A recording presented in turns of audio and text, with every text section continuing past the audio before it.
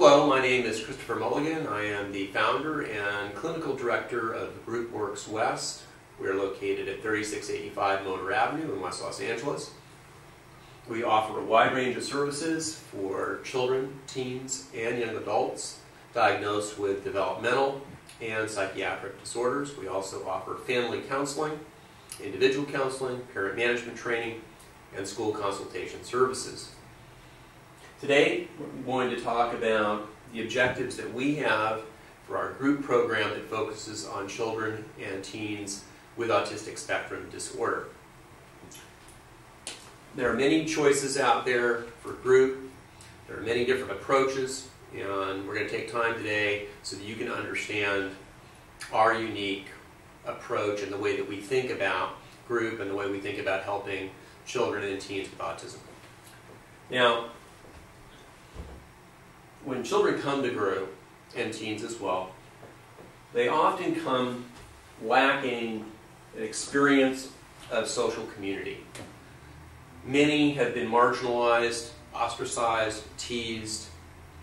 Some have been accepted, but accepted in very superficial kinds of ways in their school communities.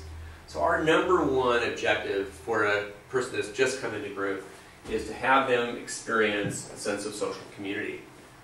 We want them to feel comfortable, supported, acknowledged, esteemed, and above all, we want them to feel that they belong.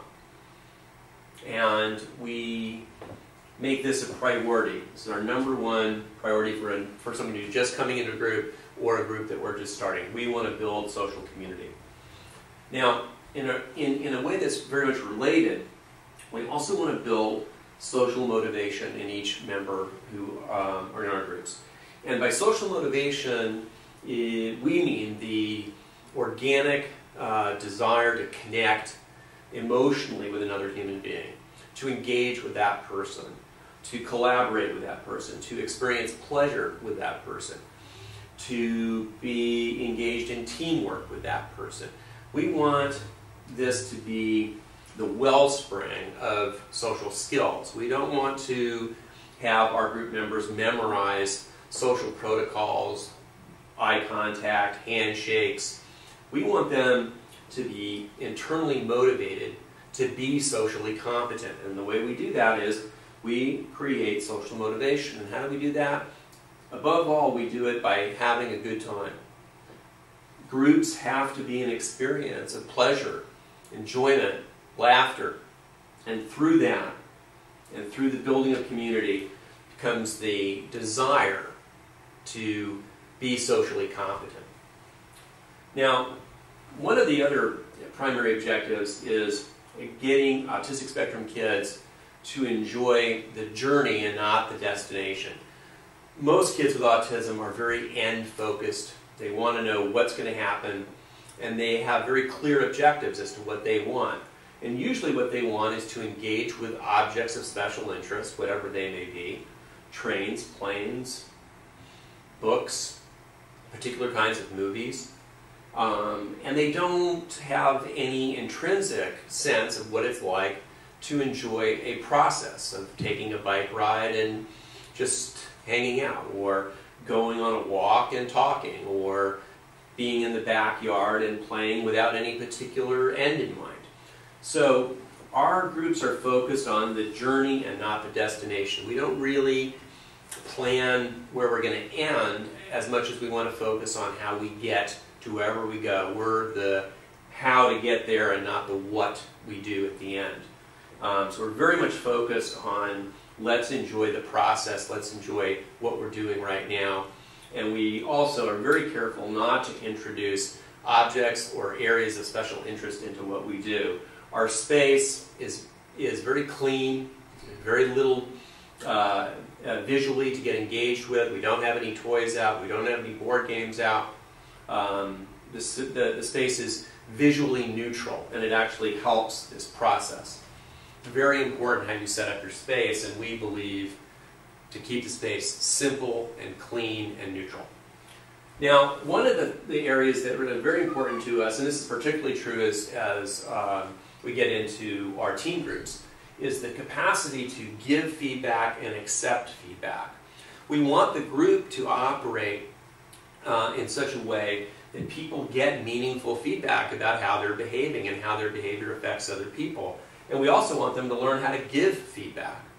And in our teen groups, this becomes a focus, and we had great results with this. We have teen groups that can really respond to problems in the group. Feedback is given and accepted, and they work through their relationships. We need flexibility in our groups because we don't put the kids around a board game, or we don't create a situation where it's static. We do a lot of ensemble activities, activities that involve collaboration and teamwork, so flexibility, cognitive flexibility, is very important for us and is a key objective. Now, over here I have the terms joint attention and social referencing.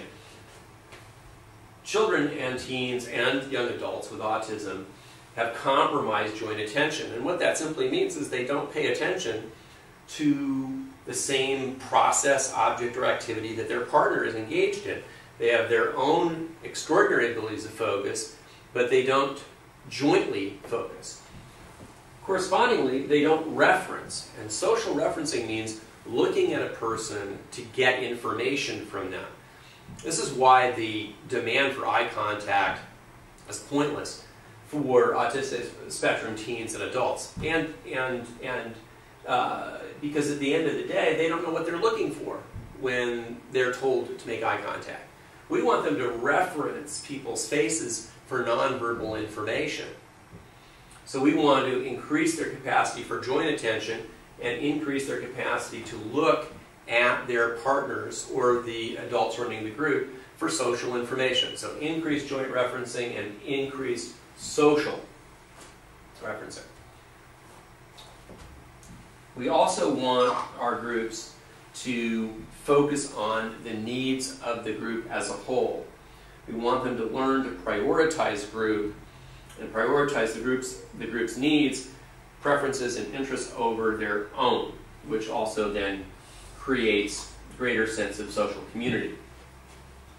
So these are our key objectives: social motivation, the journey, feedback and support, cognitive flexibility, joint attention and social referencing, the building of social community, and the capacity of group members to prioritize the needs and interests of the group over their own needs and interests. We meet every day of the week except Friday and Sunday. We're here Monday through Thursday every afternoon, and Saturday mornings we have groups for children as young as 4, and we have groups for middle school, teen, and young adults. All right, thank you.